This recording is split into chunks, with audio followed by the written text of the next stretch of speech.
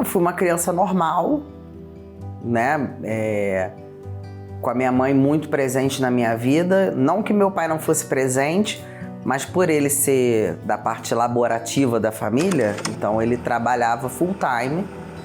E então a conexão que eu tinha maior era da minha mãe.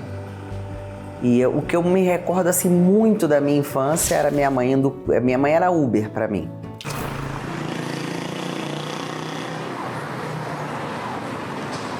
Minha mãe me levava para natação, me levava para a escola, me trazia da escola, me levava para o balé, me levava para aula de música, me levava para o jazz. Então tudo isso eu fiz a minha infância inteira. Essa é a recordação que eu tenho muito firme, muito fidelizada na minha cabeça. Brincava na rua, sempre morei em condomínio fechado, então brincava na rua.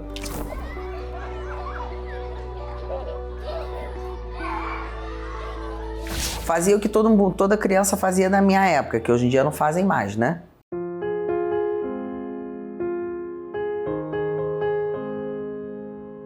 O transtorno alimentar entrou na minha vida mais ou menos por volta dos 14 anos. 14 para 15 anos, mais ou menos.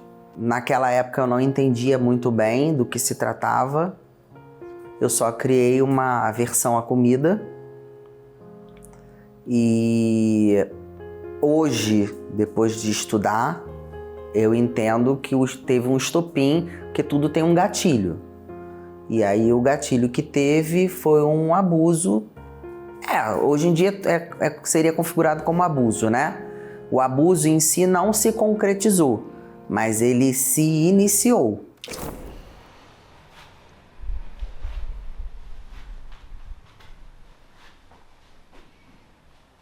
Com 14 anos a gente já tem uma mentalidade um pouquinho melhor, então eu já sabia que aquilo que estava acontecendo não era correto. Entendeu? Mas foi um abuso de uma pessoa próxima a mim e que daí por diante eu comecei a ter problemas com comida. Eu não tenho recordação de como eu me senti. Eu não consigo descrever para você, tá? Eu sei como eu me senti no desenrolar do assunto, né? Que a família resolveu colocar uma pedra em cima do assunto. Então não foi uma coisa que foi tratada, não foi uma coisa que foi olhada. Hoje eu tenho entendimento para saber que naquele momento foi um tipo de abandono. A minha necessidade não foi atendida naquele momento, entendeu? Eu não fui ouvida naquele momento.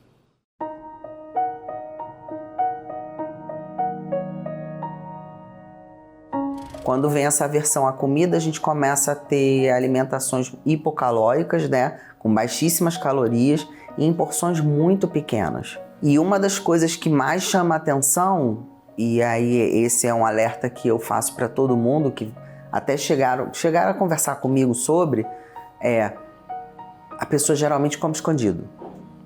A pessoa não consegue comer na frente das pessoas, entendeu?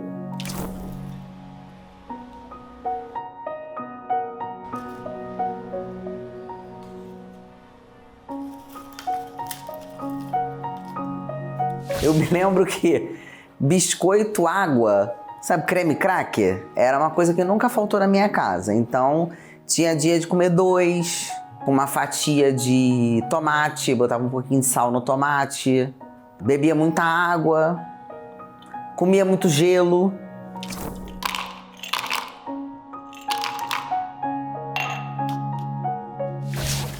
Entendeu? Eram essas coisas assim. Tudo bem pouco. Então, aí com 14 anos eu falei para meus pais que eu queria entrar numa academia. Eles ainda tentaram, poxa, você só tem 14 anos. Eu falei, não, mas eu fui lá na academia e o dono da academia falou que pode, que eu tenho idade para entrar na academia. E aí, então tudo bem, então você vai entrar na academia. E aí, como a minha mãe trabalhava às vezes, ela não trabalhava sempre, porque minha mãe era freelance de congresso. Meu pai é que trabalhava full time.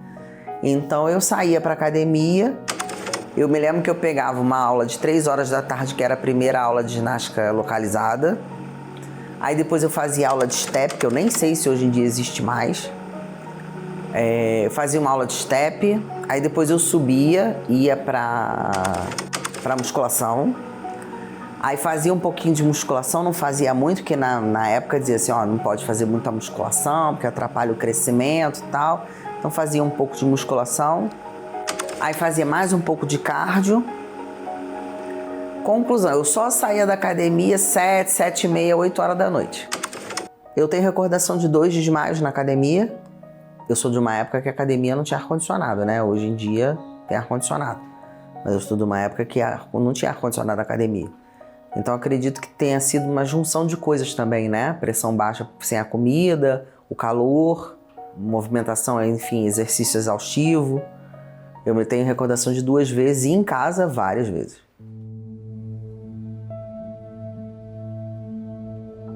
E aí, quando eu começo a ter acesso aos computadores, descubro que existiam algumas comunidades pró e que acredito que existam até hoje, que são pessoas que não te ajudam a sair dali, mas te ajudam a continuar ali.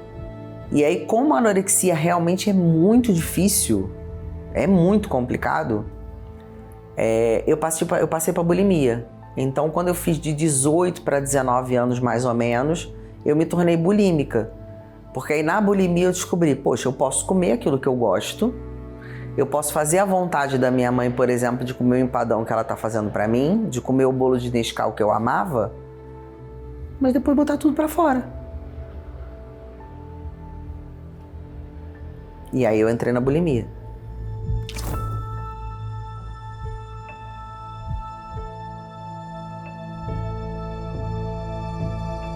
Então, a bulimia, na verdade, ela é um comportamento compulsivo seguido de um movimento, de um comportamento compensatório para você compensar aquilo que você fez de errado, vamos dizer assim, né? Que você se sente fazendo alguma coisa de muito errado. Eu não posso dizer assim, não, você comia muito. Acho que não chegava a ser uma compulsão alimentar. Mas era uma coisa assim, eu comia salgado, comia doce. Foi quando eu comecei a esconder comida no armário de roupa.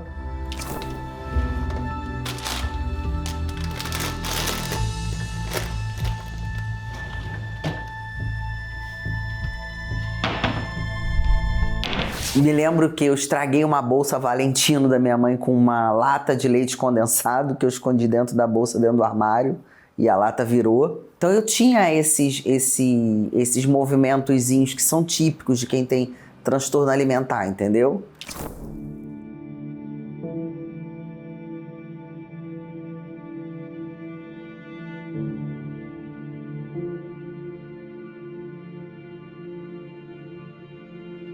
E aí,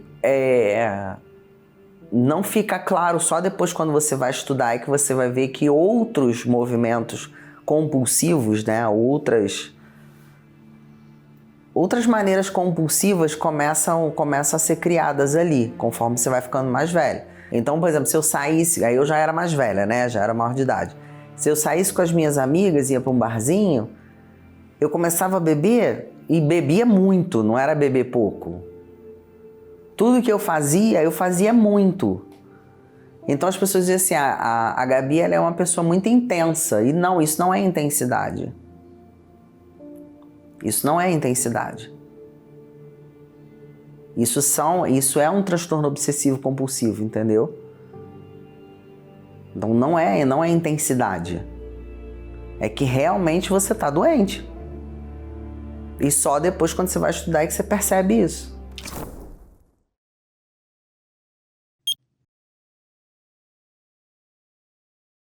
Então, a compulsão por compras, eu me lembro que ela só veio mesmo assim muito forte depois que eu fui trabalhar. Porque aí quando eu tenho esse movimento de ir trabalhar, eu pagava as minhas coisas. Então, não precisava ficar pedindo dinheiro aos meus pais, né? Então, a coisa começou a fugir um pouco de controle, a ponto, eu me lembro que a minha mãe morreu dizendo isso. Gabriela não sabe chegar num lugar e comprar uma única coisa. Se tiver barato, ela vai comprar 2, 3.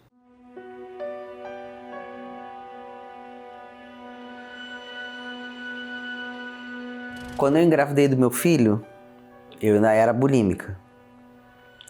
Me lembro, inclusive, até do remédio que eu estava tomando para emagrecer na época que eu engravidei dele. E eu tive que parar com as medicações todas que eu tomava para emagrecer.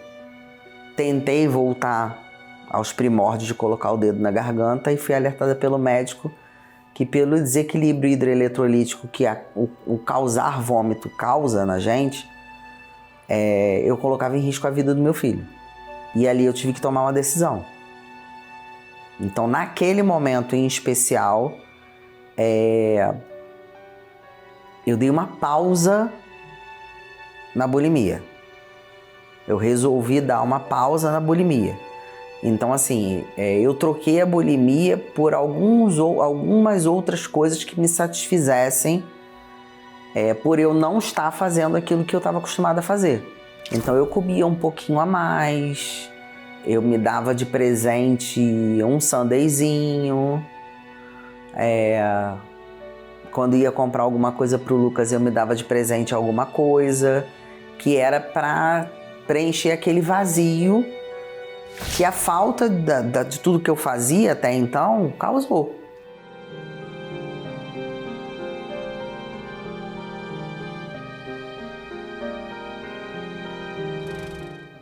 Eu tenho uma recordação muito ruim quando o Lucas nasceu, porque apesar de ser extremamente estudada, ser da área da saúde, ser da área da estética, que eu já estava formada na época, quando ele nasceu, mas eu achava que quando o Lucas nascesse eu ia emagrecer 20 quilos na mesa do parto. Ia sair igual as atrizes, carregando o neném no colo, magérrima, de cinta, e nem a cinta eu consegui colocar. Eu tive o Lucas numa quinta e eu só fui ter leite realmente no peito no domingo, então eu não amamentei ele até domingo. E aí quando eu fui começar a amamentar, porque aí a minha esperança era, vou amamentar e vou emagrecer. Porque dizem que a amamentação emagrece. Só que ele não pegou mais.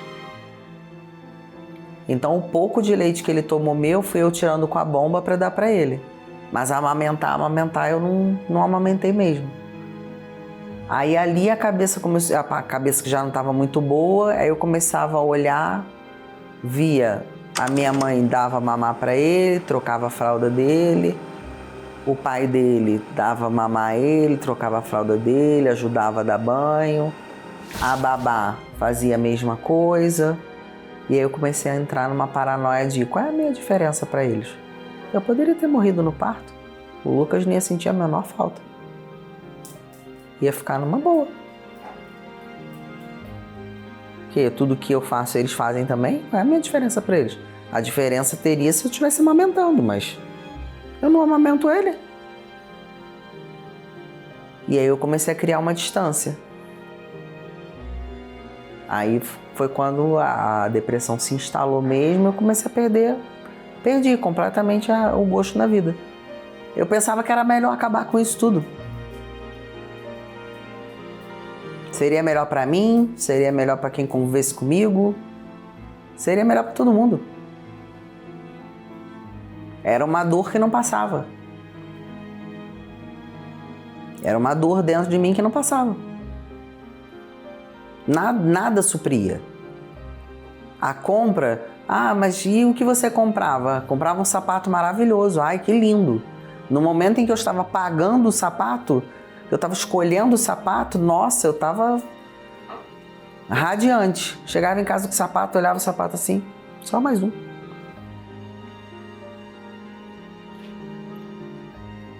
Eu tinha um armário de roupas, tudo com etiqueta.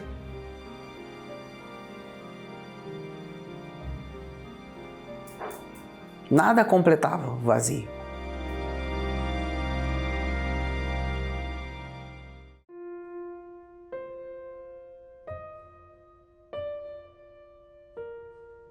Na verdade, as coisas começam a mudar um pouquinho, bem pouco, mas um pouco antes do Lucas nascer.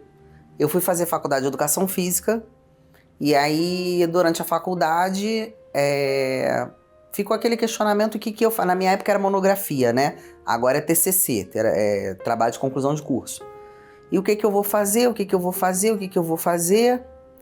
E como eu estava na faculdade, eu estava no auge do transtorno alimentar, eu falei assim, acho que eu vou fazer algo sobre transtorno alimentar. E aí eu me lembro que eu sentei com a professora para perguntar, para conversar com ela se ela acharia legal. E eu me lembro que eu tive a negativa dela. Ela disse assim, ó, é um terreno complicado. Você vai ter que vir com um embasamento muito grande do que você quer fazer. E o que você quer provar? Eu falei, eu quero provar que a incidência de transtornos alimentares dentro da academia é muito maior do que a gente pensa. E aí, quando eu fui estagiar na academia, eu vi esse tipo de coisa. Eu comecei a observar que a mulher chegava, fazia musculação, depois ela fazia uma aula de spinning, aí tinha um professor mega famoso que dava aula de abdômen, ela queria fazer também, aí ela queria fazer a aula do outro professor que era mega famoso, porque ela queria estar inserida, ela queria ter um pertencimento dentro do grupo. Nessa época eu comecei a ver que realmente era uma doença. Foi quando eu fui trabalhar dentro da academia que eu comecei a ver que o meu comportamento era parecido com o comportamento de outras pessoas. Aí aquilo me acendeu uma luz. Eu falei, peraí, acho que a gente está inserido todo mundo no mesmo grupo. Tá todo mundo doente, eu acho. Eu fiz terapia durante algum tempo, mas não tiro o mérito da psicologia, eu acho que é importantíssimo. Mas a sede de me conhecer era muito maior do que a psicologia poderia me dar. E aí eu tive meu primeiro contato com o que a gente chama de programação neurolinguística.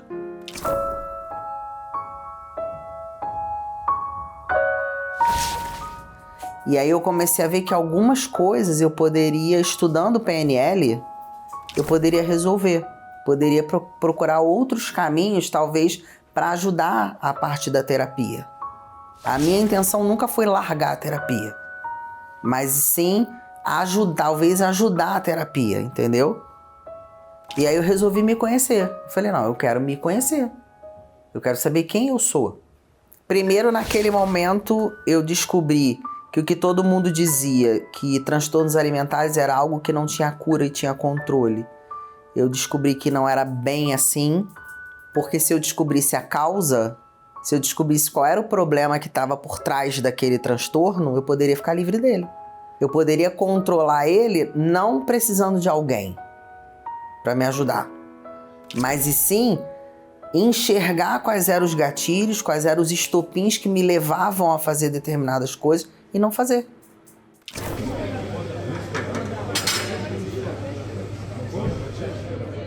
Eu conheço esse fisiculturista, eu me lembro que eu tomava várias medicações. Não só para emagrecer, mas antidepressivos, várias medicações eu tomava. E aí, um dia ele chegou lá em casa e disse assim pra minha mãe, Dona Margarida, cadê a gaveta de remédio da Gabriela? Aí ela falou, tá aí, ó. Aí ele abriu a gaveta de remédio. Esse aqui não, esse aqui não, esse aqui não, esse aqui não. Eu me lembro que ele só deixou o remédio da resistência à insulina e deixou o remédio da tireoide, que é um remédio que eu tenho que usar pro resto da minha vida. O resto ele tirou tudo. Aí eu disse pra ele assim, mas você vai tirar todos os remédios? Vou, você não precisa de nada disso. Eu vou provar pra você que você não precisa. Eu me lembro que a gente sentou junto, conversando sobre dieta, bota mais pra cá, mais pra lá e tal. Fechamos um protocolo a ser seguido. Aí depois de 7 meses, em 7 meses eu emagreci 30 quilos. Eu saí de 112, aí de primeira eu fui pra 70 e poucos quilos.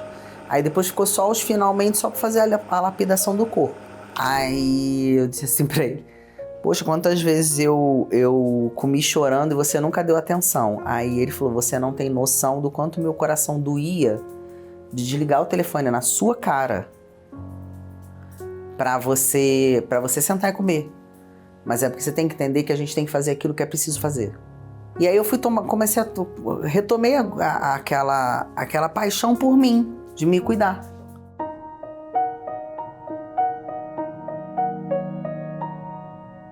Então, em 2020 a gente teve uma pandemia, né? E aí as pessoas vão dizer assim, engordou na pandemia? Não engordei 1 grama na pandemia. Nada. Nada, porque assim, eu tinha um transporte na varanda, Eu morava no Rio, né, não onde eu moro hoje. Eu tinha um transporte na varanda. A gente tinha parques, então a gente treinava nos parques. E eu não engordei realmente. Mas aí no final de 2020, depois de 42 anos de casado, meus pais resolvem se separar. E aí a minha mãe ficou comigo. A minha mãe já dava indícios de Alzheimer. Numa cardiopatia severa, 40% do coração só funcionando. Minha mãe já era amputada de uma perna desde os 13 anos de idade, então ela já me teve amputada de uma perna. Mas isso, conforme a idade vai passando, é um agravante. E essa cardiopatia dela foi ficando mais grave. Então, me lembro que nas consultas com a cardiologista, ela dizia assim: Gabriela, agora é uma questão de deixar ela confortável, porque não tem o que fazer.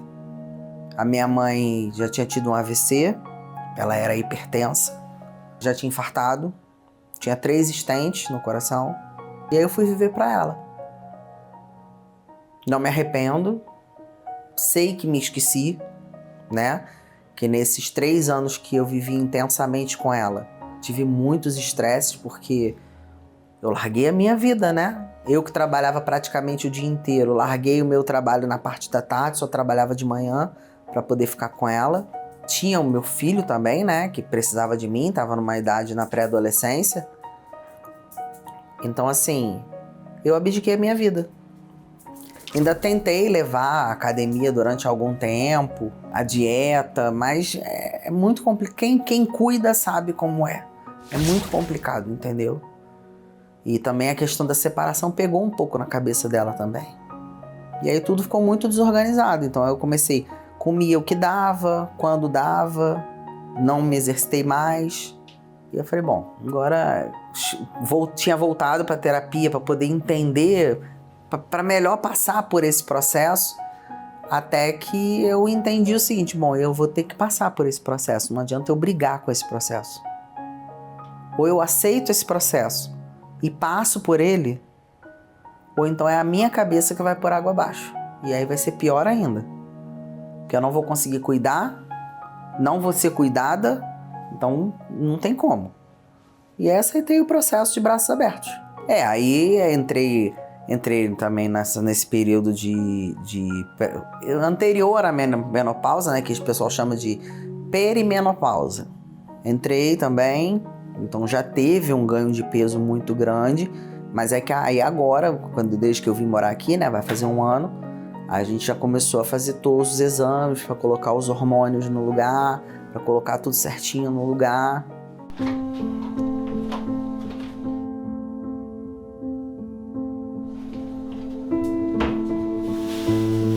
Então hoje o que eu posso dizer para você é que eu tô numa fase de me cuidar. Eu preciso me olhar, entendeu? Hoje é uma fase minha, eu preciso me olhar de novo. Então hoje eu priorizo o que todo mundo fala, descascar mais e desembalar menos, né?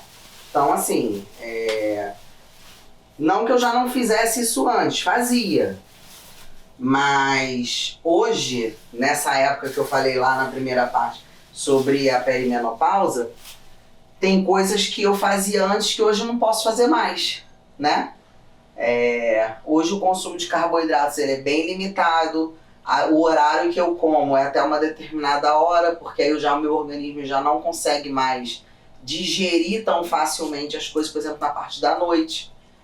Então, como muita fibra, carne vermelha eu já não como mais, aqui em casa a gente não come mais carne vermelha, até por isso que eu tenho ali em cima, tá vendo? Proteína de soja, eu tenho ali lentilha, que são coisas que eu uso para fazer hambúrguer, para fazer a própria carne de soja mesmo, que meu filho também gosta.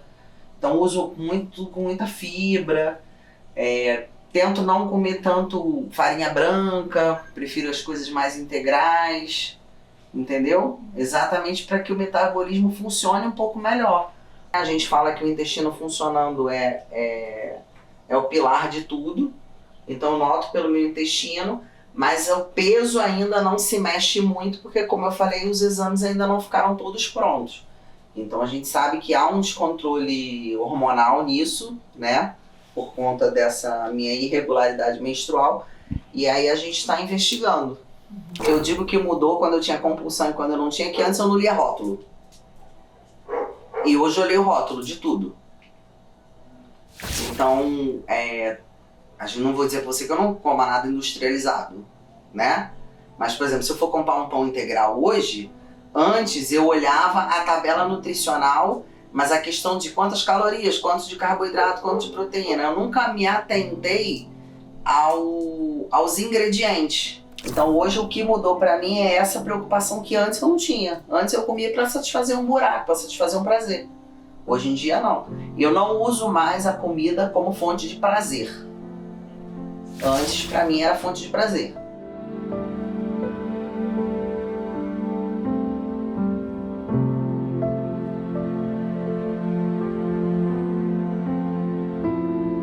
Recomeçar é uma fase muito desconfortável, mas é libertador, porque a coisa pior que existe no mundo é você não ter consciência daquilo que você está fazendo.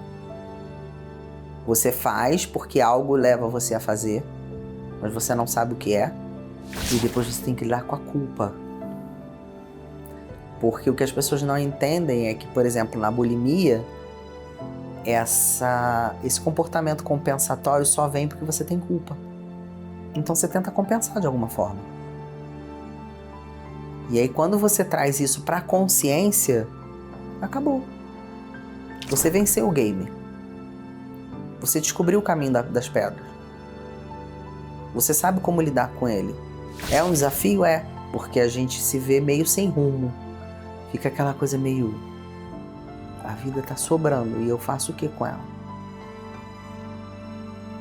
Então você fica meio sem saber o que fazer. Então eu acho que a Gabriela hoje tá aprendendo a se redescobrir, sozinha.